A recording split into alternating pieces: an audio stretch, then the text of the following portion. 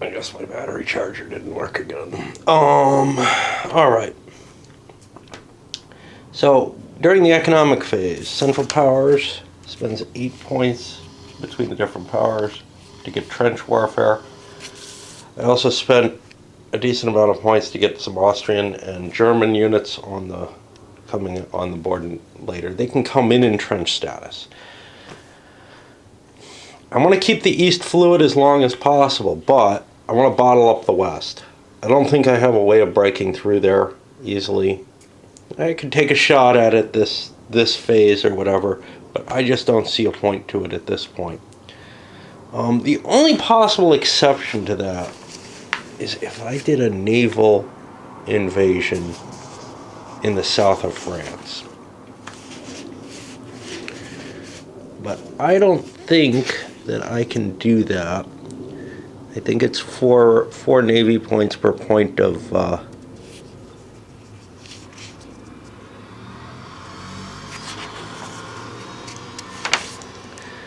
I can't find it now.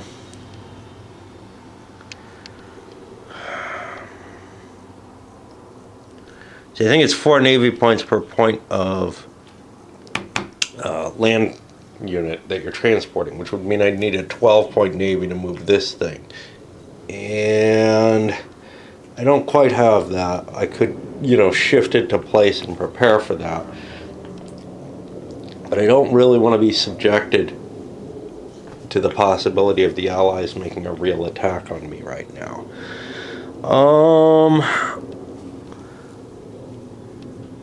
Yeah, there we go. 1 for each 4. So I didn't really set up for it, and also start screwing with the Navy and I start screwing with my mojo, right? I could destroy what's a pretty good situation, I think, for the Central Powers because of Italy being in the game, just by adding the randomness of a naval combat into it. So what I'm going to do is I'm going to spend some points to modify one of my units in each area to be an entrenched unit. And I got to find the cost for that status change. It's 1 per army, a half per corps.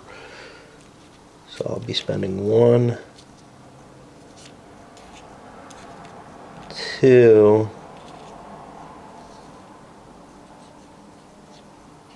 3,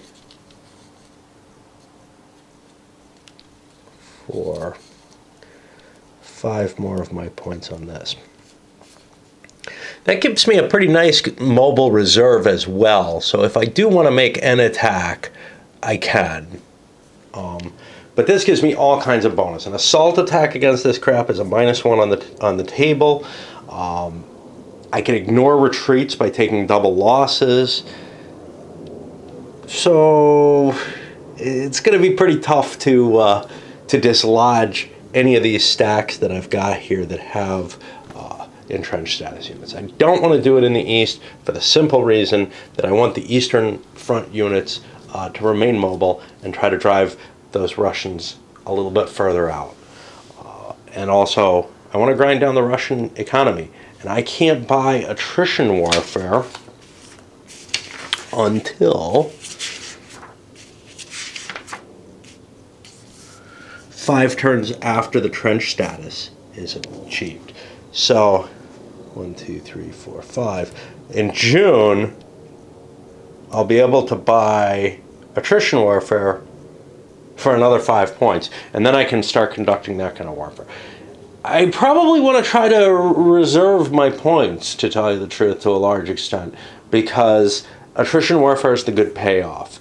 But I don't want to reserve my points to the point where I'm allowing, say, the Russians to reserve their points as well. I gotta keep the fight up as much as possible. All right, and by the way, it's winter everywhere. For what effect that has, it basically affects the different obstacles. It does not have any effect here on the restricted movement zones or on the clears. Attacks all along the front, on the East Front, and you can see they were fairly successful. East Prussia, all of Austria has been cleared, and the Russians are being pushed back. And locked in is also important.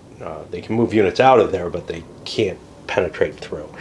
Over here we had a successful attack as well at Belfort and drove the Allies back. Now this is probably the last turn of a successful attack, but here's the problem. Russia is so low on points that entrenching their units, it still may be worthwhile for the Central Powers to smash themselves against entrenched units. Overall, the Central Powers is taking more casualties in terms of points than the Russians are taking. But overall, they have a lot more points. So now it becomes the Western Allies' almost duty to either try to wear down the Germans, at least, because they can't do anything about anyone else.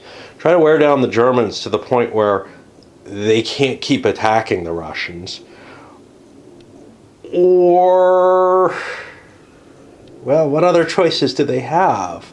Or ignore them and hope to build up their own economy so that when Russia pretty much collapses, they can smash through. Now the question of how much it's worth trying to save, and another option would be to ship money to Russia.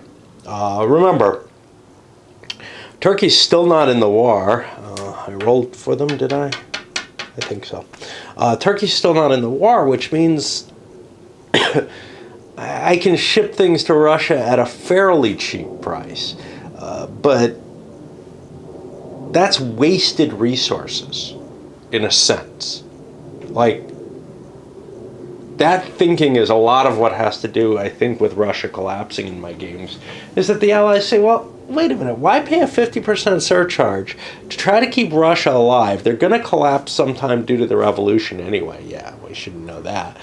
And we could use those same points to build up our economy, etc., to face Germany at the end. Well, one good reason not to do that is at the end of the game, the Russians are going to be holding, or the Germans are going to be holding a big chunk of Russia, and that's worth a lot of victory points. So there's good reason not to just abandon them. But if you look at the long term, well, we will eventually grind Germany down, and it doesn't matter when the game ends. The game will end when the war ends, and so in the overall scheme of things, letting Russia fall isn't that bad because it's going to kind of happen anyway. I don't know. Maybe I'll try to play it a little bit more historically this time and try to keep Russia alive. But clearly, we got to pay the 8 points for the trench warfare and so the Western Allies can pay that entire cost, and Russia can take advantage of it, which is kind of nifty.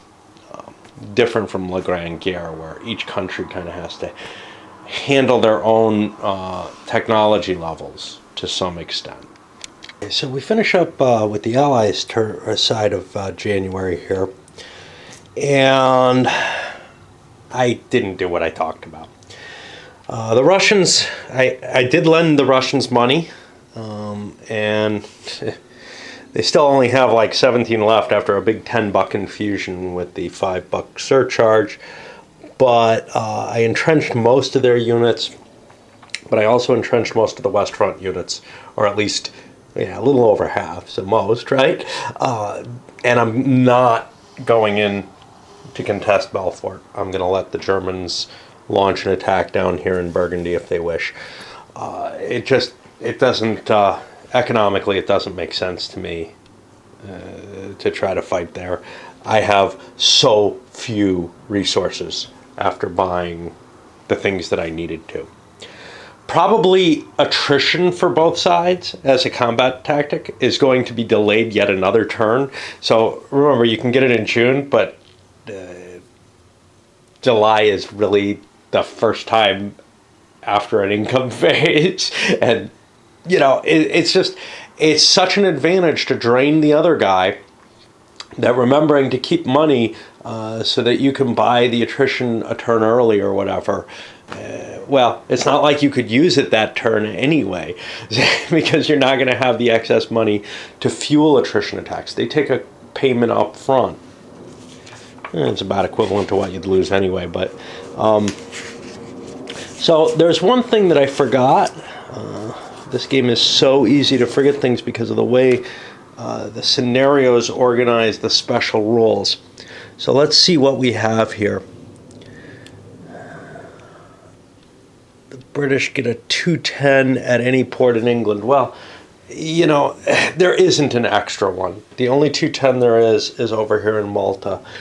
And I feel like that's meant to somehow represent moving that one or something. Beginning in March, we'd get to roll for Italy, but we don't because they're Central Powers.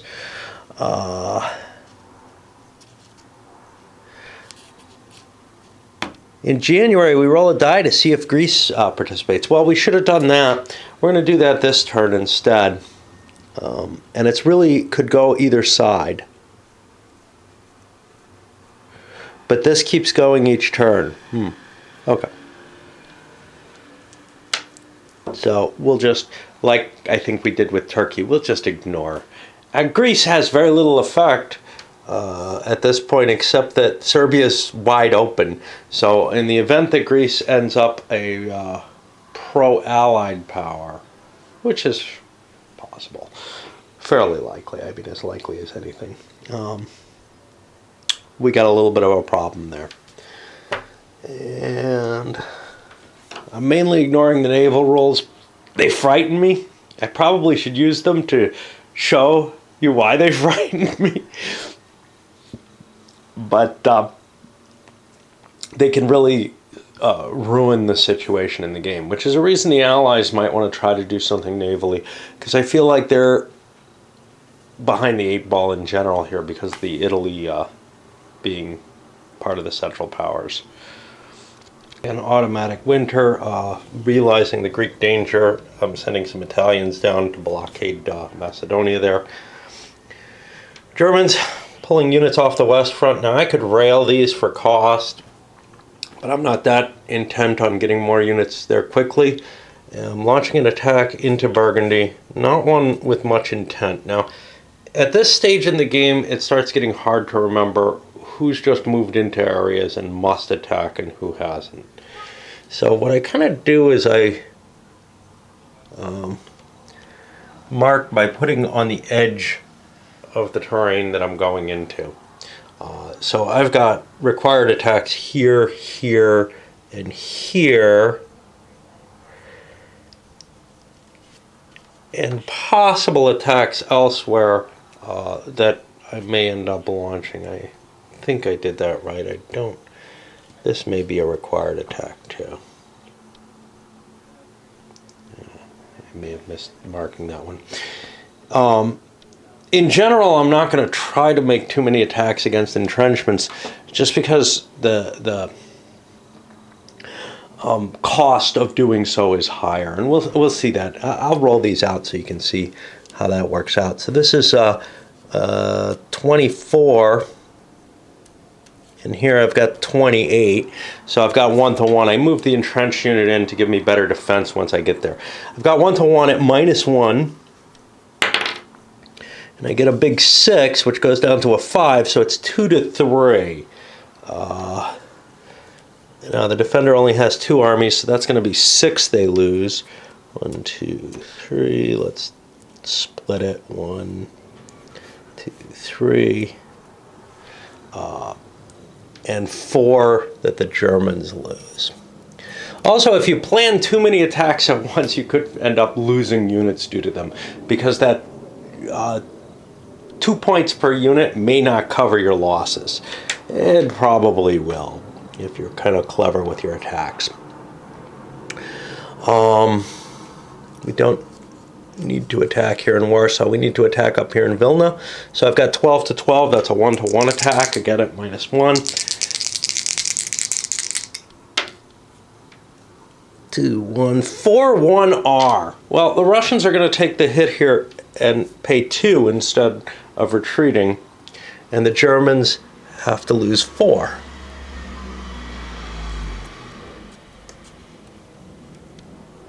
And they're established there. Here I've got a 2-to-1, but still it's against entrenched units. 4, 3, 2, and This is Austrians and Italians. I'm going to take it off the Austrians. Yeah, they're always split. I'll do it this way. Okay. And they're established in Podolia. And now, I guess I'll do this one at 1-to-1. Because I'm not sure that I was there or not. 3-2, 3-to-1. 1, 2, 3, and the Russians lose 1. And you know, it's kind of hard to justify hitting the Russians when they've got this kind of advantage, but I am taking away territory from them by advancing into new areas.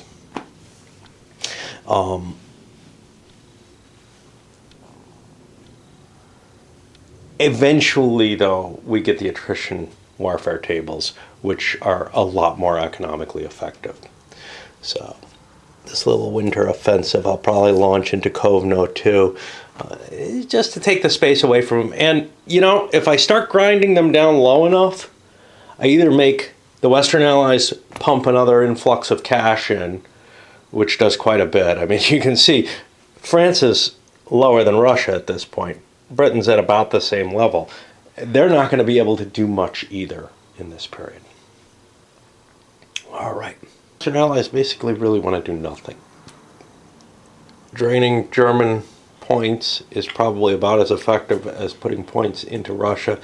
If they end up crashing their own economy here, you might see the Germans, who still have a mobile force, continuing to punch against them to see if they can weaken the Western Allies down.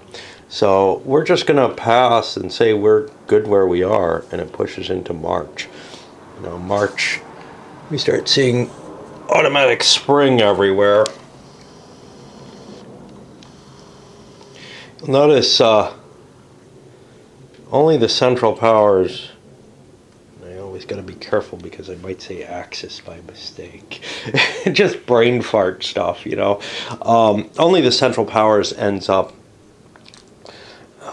up building troops this time because the Allies, or the Entente as a whole, realized that they had a financial problem coming forward, and that they don't really need a bigger army.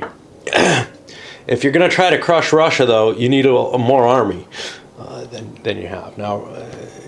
We'll see what our points end up with at the end of the period, because, you know, honestly, the Central Powers don't look like they're that rich either. So you could see both sides kind of withdrawing from it, and that could end up getting you economic growth.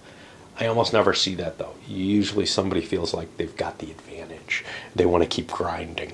The thing that's affected this game is the late entry of Turkey. Now, they just came into the war at this point, and they've got a pile of troops ready to go explore into Russia. But the bigger effect is 16 more NRCs added to Germany, which gives them the fuel to launch some more attacks and push the Russians back further, or at least crush their economic viability. The combined British-French points are greater than the Russians, so I'm still going to concentrate on the Russians and try to break them the quicker.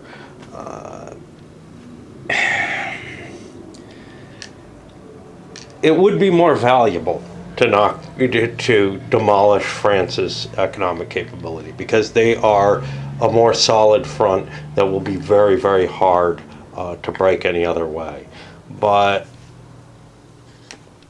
I like to go with what I know works, you know, and taking Russia down hard seems to work very well in this game, especially since while I'm pressing against the Russians here, I've got these Turks. Now, I also have this whole influx of new troops, which is why the point values are about equal, is that I spent a lot on troops for the Central Powers and didn't spend a damn thing for the Entente, and that means the points kind of balanced out a little bit. I think that's probably wise for the Entente. I'm not sure the Central Powers needed all these extra troops, but they're certainly going to help in pursuing Russia here, and we'll see how that all works out. And that extra economic power allowed me to, and the troops allowed me to launch a couple of 4-to-1 attacks. including this fresh advance into Kovno. And, you know, I mean, we're punching down the Russians. They're down to 5. They're going to run out of money and start losing troops again pretty soon. The Brits can send them a little bit of money, but not much. And if they send too much, then I'm not really poised for it. All the troops are in the east. One thing I didn't do is I didn't set up any Turks to take Kuwait or Egypt. These are worthwhile things to do, but I don't really have to worry unless the English want to ship troops there, which is an expensive proposition and difficult given that these are both one-point areas. This is a one-point area. It's painful to justify being able to conduct a campaign in the Near East. The points feel like they're needed here. Now, I don't need the troops here, but I feel like I need the resources, the economic resources at this point, too much to divert, some sort of expedition here, which can be handled pretty easily by the Turks, at least initially. The Turks actually didn't build any troops, and they probably should have. I think I'm going to cheat a little bit and build them 2 units. That doesn't cost much.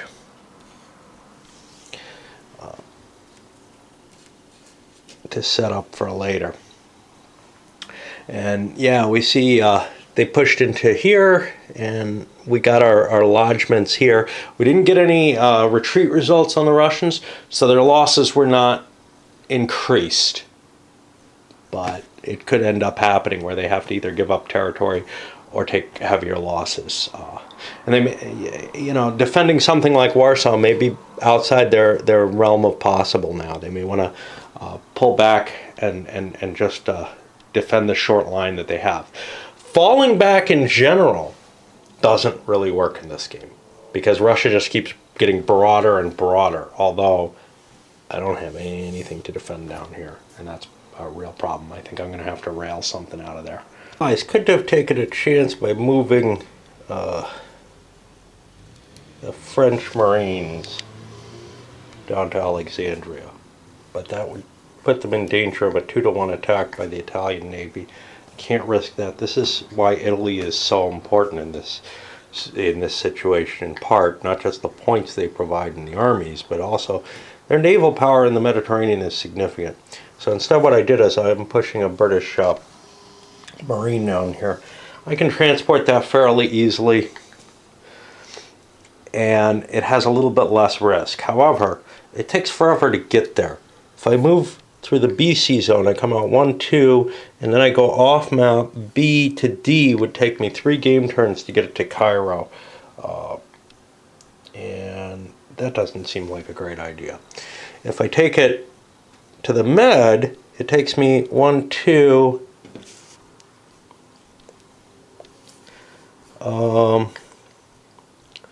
let's see, B to C, 8, 9, 10, I could land at Malta, and then it only takes me 2 turns, but I have to pay an extra resource to come out from the port. I don't have to pay those resources for the ports that I'm presumably hitting as I'm sailing around Africa or whatever. I don't know. I don't know if I'm even going to do it. But sailing through here, this is a little bit more defensible because if the Italians intercept me, at least we're at equal odds, which is not as unpleasant. And if I land here, then my second move, well, in either case, my second move could be with less, with more ships backing me up, making it much less likely for the Central Powers to intercept it and have any success out of it. Although, who knows with the naval rules in this when we see them in action, which I think we may. All right, and otherwise, I can't strategic move out of an area that's contested, so I started moving one of my mobile units. He's not going to get there in time because 1, 2, 3, 4, The Turks are going to get to Don. I may have to make a low odds attack or something like that. I did ship some more money over to the Russians. They're back up to 10. You can see the Western countries are in real trouble, though, point-wise. And, but, you know, the Central Powers are doing their job. They're draining the Entente's economy at this point. And that's what they really need to do. If they can build up their economy and the Entente can't build up theirs, they won't be able to support Russia forever. Shit, I just realized I sent the money at the 50% ratio. Now with Constantinople opposed, it's at, I gotta pay 100% more.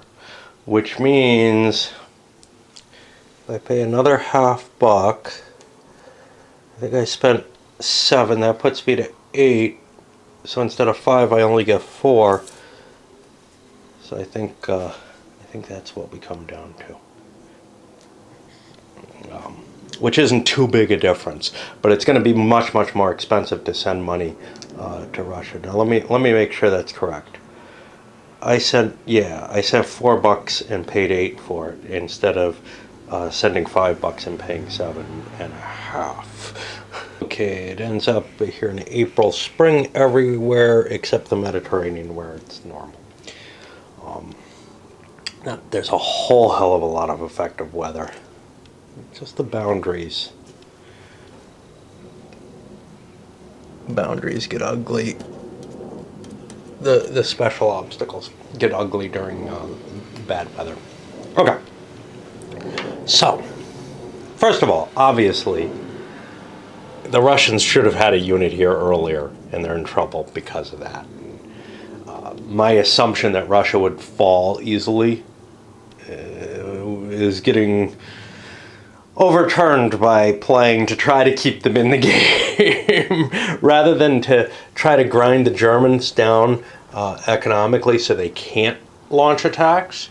Instead, funding the Russians directly seems to actually be doing a better job of keeping them in the game, given that they're so heavily pressed. Now, not having a unit here is just stupid, though. I can give up the Caucasus. I can't give up the Don, because that's so key in terms of how many areas I have to cover if I don't hold the Don. Now, I could conceivably hold a couple of spaces in the Caucasus and prevent, because this is really hard to cross in bad weather. But when it comes down to it, anything beyond about there is going to be tough to hold, because that's going to take 3 units. 2 units maybe I can expend. 3, that's a little too much. The other problem with the Don is, well, if I give that up, Kuban, if I give Kuban up, the Crimea is open as well. So it's going to take a couple of units to hold this as a whole, and I just am not going to have that. So we got some serious problems no matter what with the Russians. But some of that's due to my poor play. Now, what I was thinking of here was I was considering economic warfare at this point, because the Central Powers are ahead in points of the Western Allies. Now, in order to roll a die at all, I have to pay $2 on the restricted table, or I have to pay $10 to get access to the unrestricted. And I can only safely make 4 turns of unrestricted economic warfare before I start chancing the U.S. coming in, which I really do not want to have happen. Given that the payoff for doing this isn't that great, I'm just not going to do it still. It just doesn't make sense in this game to conduct the economic warfare.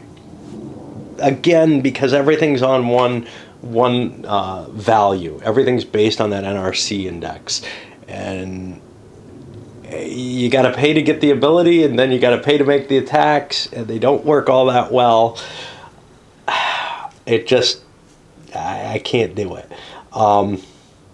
I would like to turn against the Western Allies with an assault here, and I do have a couple of units available, and maybe this one I can get into a fight over here. 1, 2, 3, 4. I don't think I can cross that. Spring, that's going to cost 2 extra. That would be 1, 2, 3, 4, 5. I couldn't get in there through the forests, but I could make an attack in Verdun if I wished, which might be worth doing. Let me see if I get good odds with that. Let's see. Well, I pulled that unit back anyway to help cover the front here because I'm a little worried, but not terribly much. Launched big attacks here and here to threaten Warsaw more. I'm hoping to force the Russians to actually just withdraw from Warsaw. So we can see, grabbed Crimea, forced the Russian fleet to redeploy there. I don't think that cost them any economic points to do the retreat there. And then marching into the Don as well. Russia's down to only 2 NRCs, and there's their turn, but then, which they won't spend anything, but then only there's 2 more months that they have to survive. That line isn't going to last that long.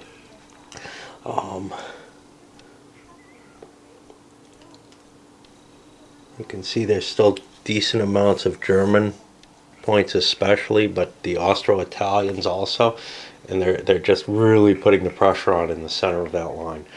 I don't know what to do. You know, withdrawing doesn't make the enemy because it doesn't cost to move in this game, and I think it should. I think that would actually solve it. The unconditional surrender type of, hey, activating an army to even just advance is going to cost you points. Of course, the problem with that is then activating to withdraw would cost 2 points too, which maybe shouldn't be the case. The one thing that withdrawing does is if the opponent wants to fight along the entire front, they have to have enough points to activate all their units for combat. And remember, that's 2 points per unit, or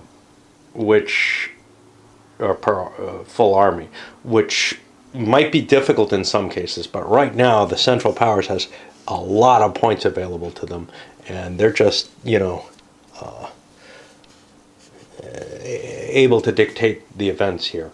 And I'm used to them having less points because the Western allies are able to drive their points down.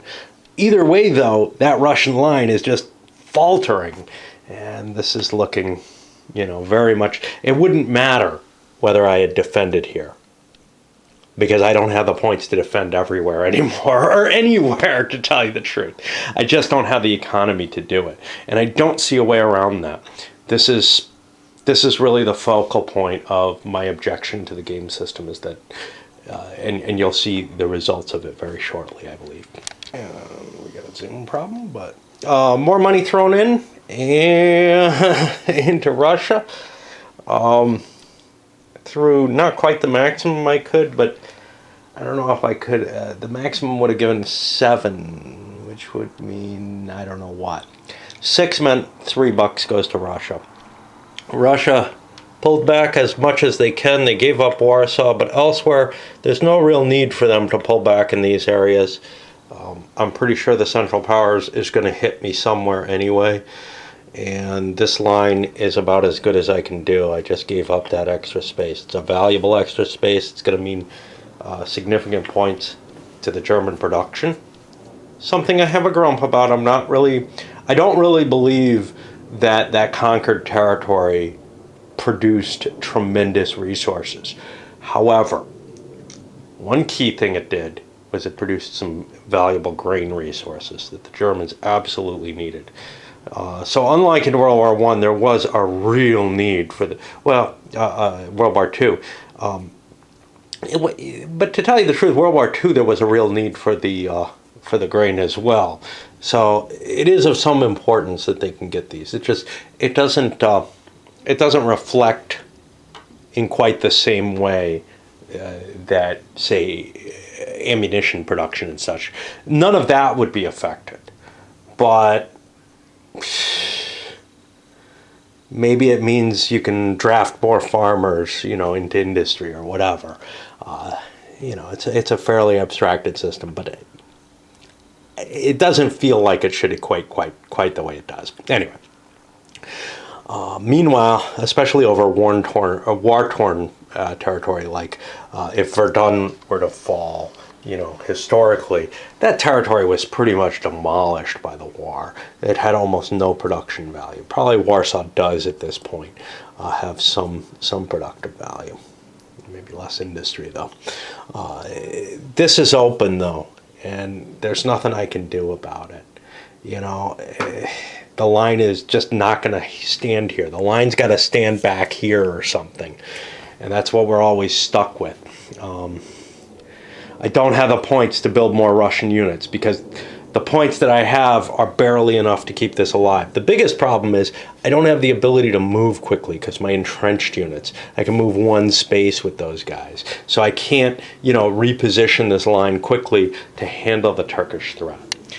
Again, it was my fault that I let the Turks in, but I don't know how much difference it really makes in the end. Okay, we're back to this time we'll be starting in May. I probably should be doing something navally. I'm going to reposition this. 1, 2, 3, and move this back down. The Marine would be almost useless here. It could move one space per turn. It can't fight if the Turks put any defense in place. So by positioning a regular corps here, I might actually be able to do something with that. As it's just naval transport, I only need 1-to-1 because I'll be landing here in Alexandria. You know, my screw up again. I'm good at screwing shit up. All right. Greek participation is an option, but I just rolled it successfully for the Allies, and I think it'll add a little bit of interest to the game one way or another. I'm not sure. To have them threatening the Serbs here. Now, they could intervene down in Albania or something, but that's going to cause some issues in the sense that they'd have to pay a violation of neutrality there. I don't know what's up with these Germans. They may be just interned in Albania because I didn't move them, in which case they're gone unless Albania somehow enters the war and, well, and is safe there. I don't really care. I don't need that German fleet. It's not really safe there. But yeah, so I'm going to add the Greeks, and I guess I'll throw them into the British slush fund, just because they're not going to be able to cooperate with the Russians, and Britain and France are essentially the same. Britain's got a little bit more security, I think, in terms of economy. They could end up being a money drain on the Allies, though, and that's always a problem. But right now, it looks like they apply some valuable force against that Italian unit there. The Russians took 2 hits down here in Podolia. They took a hit in Katerinoslav, in which they were forced to retreat. That was the first attack that was done by the Turks. And I'm using these little white markers to represent back areas that are in the wrong hands. So for example, this is in Turkish hands. They moved through it for their attack. These are still in Russian hands, although pretty valueless as such. Things don't convert, so I'd have to send somebody to actually walk through them to convert them over.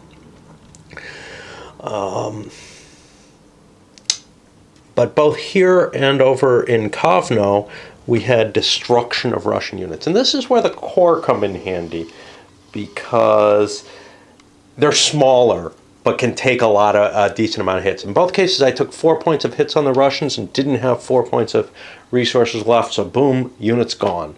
And they're gone forever. Not that gone forever means too much. I've got more than I can build here. By far, I probably won't be able to build all my Russian units throughout the game. Everyone else kind of mobilizes fully. But that's historical. The Russians had a really hard time. They had a lot of manpower, but you know, no industry to support it. However, losing the corps is important because, well, those are kind of cool. And you can't break the armies down into corps units or anything like that, which would be helpful towards taking losses. And remember, I can disintegrate units in order to gain more points, and I may be forced to do that because I've got another month I got to get through here, and I don't have the points. So I may dismantle an army, but I only get like a point for doing that. I get half the construction cost. That probably isn't enough to help me. God, I had these being built. I don't think I need trenched units. What I'm going to do is I'm going to drop someone in Jerusalem to go conquer Egypt for me and someone in Basra to take Kuwait. 2, 4, and 2, 4. And that's kind of putting the screws on the English. Actually, I'll take Alexandria instead of Sinai. That leaves Cairo. I'll put a marker for that. Now, in the advanced tournament rules, and I'm not going to play with these, although I play with most of them, there are upgrades for Kuwait, Khuzestan, Brandenburg, Scotland, Brabant, Luxembourg, and Flanders should all have increased NRC markers on them. That doesn't increase the income of the countries, so it makes it easier to decrease the countries. It makes these territories more valuable. I think Alexandria and Kuwait, but man, the game's hard enough on the Entente without making those things more of a risk if they're lost. I just don't feel like I've never played with those. I would have drawn them on the map if I was going to play with them like I did with some of the other things. But my judgment has always been those screw the game up too much. It's hard enough of a job to keep the Entente floating, especially with Italy in the game. But forget Italy, this is not too different from what I'm used to seeing. And as we finish up May and go into June, you can see the Russians pulling back further and further. They're abandoning the whole of their kind of Black Sea zone. This is all going to fall very easily. They're in danger here, so this is going to be June. Weather is automatically good in June. That means, well, it doesn't make much difference, but it means the Turks can get as far as Tula. We're going to try to defend at Moscow against the massive Turkish hordes. Yeah. And I called off any kind of naval operation there. It doesn't make sense with the Turks pushing into Alexandria. I mean, just let them take Cairo. Everything's falling in the Near East. I did buy some Greeks so that I can actually defend the entire territory, or move forward and launch an attack, which I could have done instead. That might be a better move to cover the area. Yeah, let's do that instead. I'll take my point back. And we'll do an attack against the Italians here. 1-1. 2-2-R, so we kind of win that attack. It cost us more, but we did some damage to the Italians, which reduces the amount of damage that can be done in Russia. And we got the important location. That means the Italians probably have to relaunch back in here. Otherwise, there's an opening that has to be dealt with, and I don't have a way to deal with it.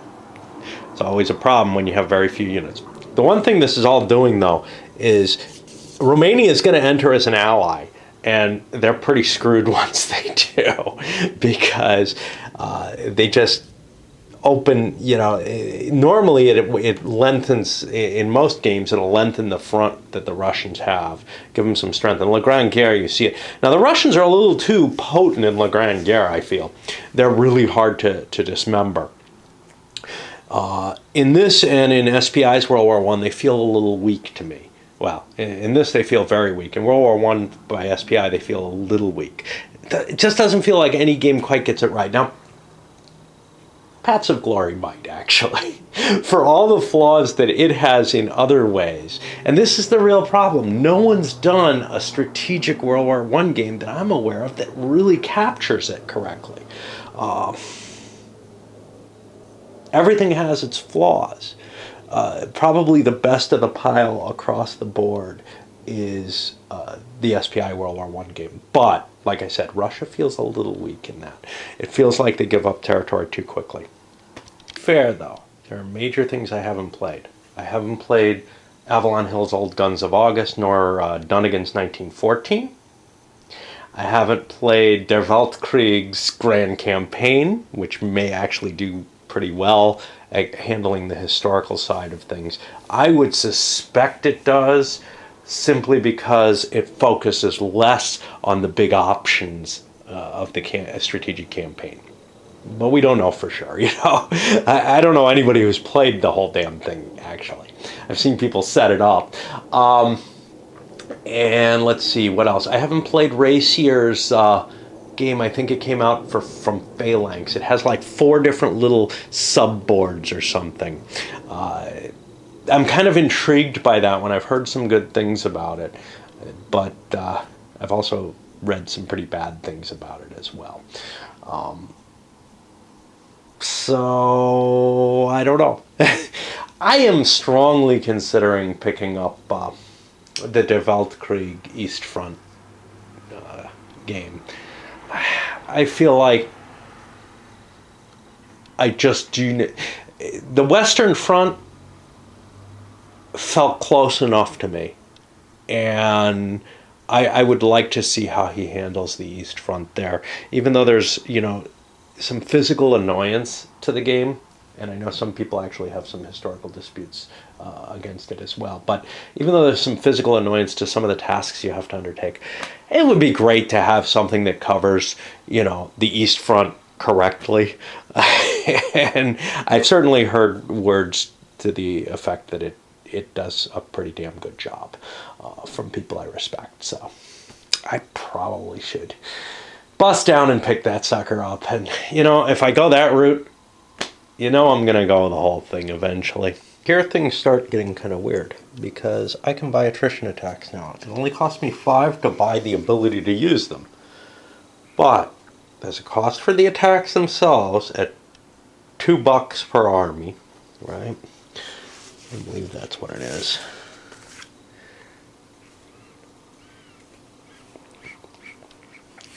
No, only $1 per army, so that's a lot better than I thought.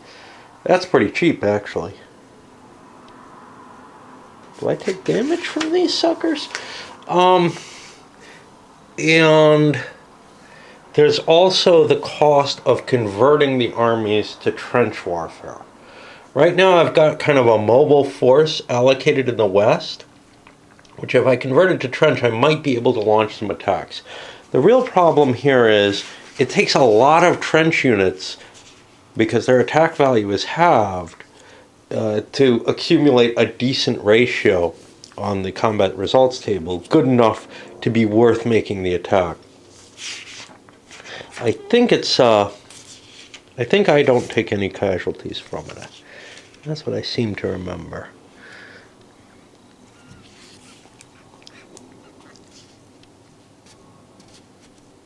Yeah. And the defenders doubled, but retreat losses are without penalty. So overall, if I could do it with mobile armies, it would be fantastic, but I can't. So I'm not quite decided yet. I have to kind of balance out my costs and figure out how much I'm willing to expend, because I can make attacks in the Russian front, probably not break the Russians.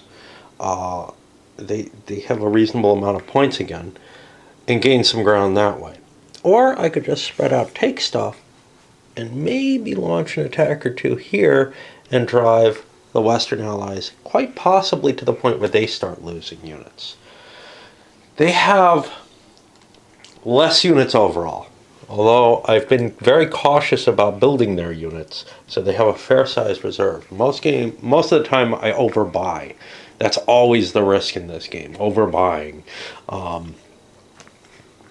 Because you can afford all your units, that's easy. But you need every damn penny you can save for the attack. So I'll come back after I've thought about that decision a little bit, because I may want to buy it even if I'm not conducting any. Simply because, well, no, maybe I'm mistaken there.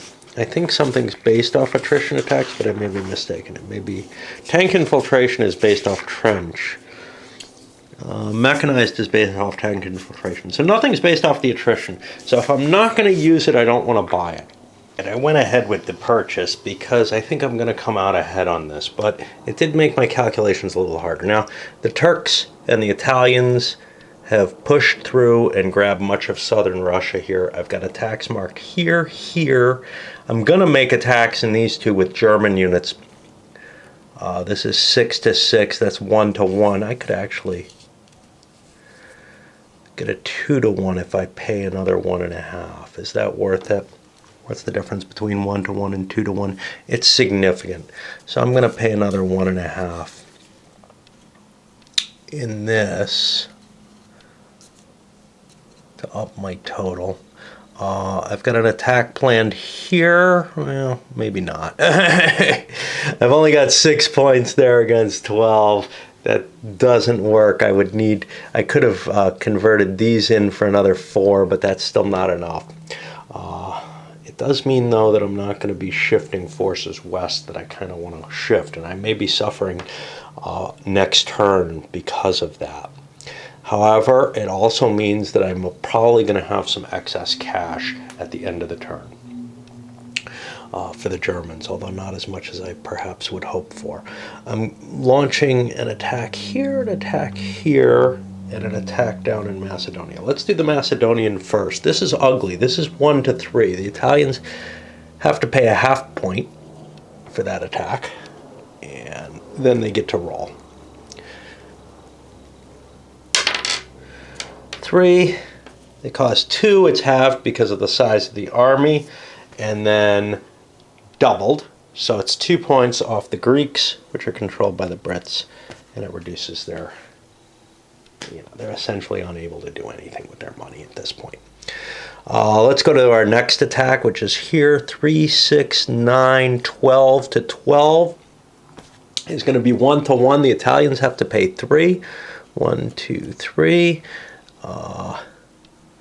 And the Austrians have to pay 1. And that'll get me 1 to 1, which isn't great, but it's taking territory. And advancing is important in this game. I only get a 2. So I'm only doing a 1 base attack that gets doubled. So that's 2 points off the Russians, and we're established in here now. Not attacking here, 4, 5 to 12, that's 1 to 3. I only actually need 4 of these, so I'll pay 1.5 in Austrian for the price there. There's the half, there's the 1. And again, a crappy table, but I'm advancing. I just didn't have the points to advance everywhere I wanted to with the kind of odds I wanted. And that'll cause 1. This is a full army, so that's going to be doubled to 2 points. I probably could have done better if I did mobile attacks here. Here I'm not attacking. Here 2, 4, 6, 8, 12. It's going to be 2 to 1 with 3 for the Germans. I think I'm staying within my 50% expenditure or whatever, I don't know. So this is 2 to 1, which is a better table. And I get a big 6. That's going to cause a 3. The R's don't matter. Those can be completely ignored, but the Russians have to take 6, and they don't have 6. So there goes Kovno falling. And that's not that terrible. I've got a fallback line back here. I can keep giving up territory, but I'm going to have to, and that's the problem. There isn't a lot of Russia left after this turn, and that's what I'm used to in this game. That's going to put it over to the Allied side, and we'll see what they can do. They can't afford shit, basically. They could combine all of their money and get an attrition attack ability, but they wouldn't get anything from it. Probably the best thing I can do is try to maintain, pull the Russians back a little bit and just maintain my position here, and maybe add a couple of bucks to my production for the next season. Low speed of these units means I can't cover the Livonia opening. I can't get beyond here. This costs 2 to move into, even in good weather. So this is my line, and St. Petersburg's open, and there's nothing I can do about it. Capital's going to fall. I think that's going to force a separate peace, actually. I usually don't see that. Usually I'm able to be careful enough that Kovno retreats to Livonia or something. But in this case, the losses were such that I really ended up having my line break in the wrong place. Is there something I could have done? Could I have taken casualties somewhere else? Yeah, probably. I probably could have taken casualties directly against another unit instead of the one I did. But it would have been a full army losing points, and that I didn't want to do either. As it is, though, we're probably looking at a fall of Russia. An early fall of Russia. Might screw up, but this is a particularly bad situation with Italy coming in on the Central Power side. All right, well, we're going to do the economy for July here, and we'll see what we can out of it. I'm going to reallocate points, like I'm going to let Italy take control of Serbia. Probably shift the German line down to about here and let them administer this area. Let the Austrians administer South Russia. Doesn't really make sense for me for the Italians to be responsible for that, even though they've got a lot of troops down there. And, well, I'll give that stuff to the Turks for whatever that matters. Okay, so our point allocation. What we come up with. Well, the Germans are actually on par. Maybe for the first time I've ever seen. They should have 76 entering this scenario. They actually have 73. And when you add Turkey in, that becomes quite a bit more. The Austrians way ahead. They were supposed to be at 33. 39 for this one. No, they're at 45. 33 is back on this one. Okay. Italy. Well, Italy hasn't really entered the war historically at this point, so... Oh, maybe they have. They're at 34 here. We've only got them at 29 and a half, and that's including the territory that I gave to them from Serbia. Although, really, they've been instrumental in the Russian land grab, if nothing else. France and Britain. Well, France is down to 24 and a half due to some of their territory having fallen. And not having a lot of money left over at the end of each turn. I'm keeping a running total of how much over the base people have collected. And you can see it's not a big amount because you wear each other down pretty heavily. Britain, a little lower than originally, but when you add in Belgium and Greece, they end up at 50 over here. But poor Russia. Russia has lost more than they have income, which means they're starting to eat into the overage that they save each turn. They're down to a half a point. They can do nothing. They're doomed. This is the fastest I've seen them fall because of the Italians being involved in it. And it's gonna, they're just done. And now the Central Powers gets to turn its focus to the West as soon as they achieve a Russian surrender, which should be pretty easy at this point. Looking at the rules for separate peace.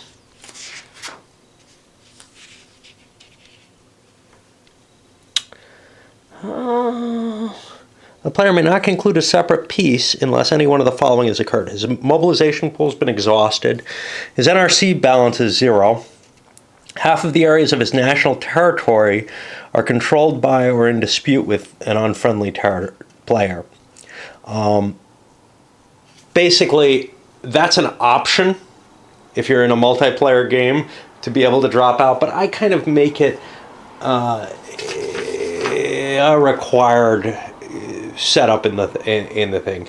If you manage to get enough of those, you get it. And in this case, it's going to happen. St. Petersburg is going to fall. I've got more than half his national territory, and very soon he's going to be at 0 on the money, or he's essentially there. So maybe like, you know, two out of 4 or whatever. That should have happened last turn, but I'll play it out a little longer. There is the rule should be half national territory, not all as listed. Which I think that's what it is. And when you conclude the separate peace, you just can't be attacked anymore. You won't be giving more of your territory up to the enemy. There are rules for Russia to come back into the game, presumably after a revolution, in case, you know, there's a counter-revolution or something like that. And I'll kick those into effect if we get that far. But this looks pretty damn hopeless. More hopeless than any other game of it I've ever seen. But again, I've never seen Italy come in as a central power. There's a fair chance of it. I've just maybe never allowed it before, saying, well, that's too much. But I gave it the chance this time, and we're seeing some significant effects from it. But it isn't that different from how I usually see it. Now, how I usually see it, the West doesn't fall. Russia falls early, but the West is able to hold on, even though Russia's been knocked out of the game, and you'd think the central power, given how early it usually happens, which is sometime between 15 and 16, usually you'd think, well, the central power should have a good go of it. I think we're going to see that maybe they succeed this time where they wouldn't normally, because they are really potent. And if they turn the full might of their attrition attacks against the Western allies, I think they've got a pretty good shot. Okay, so we'll stop this one here at June of 15 and load it up.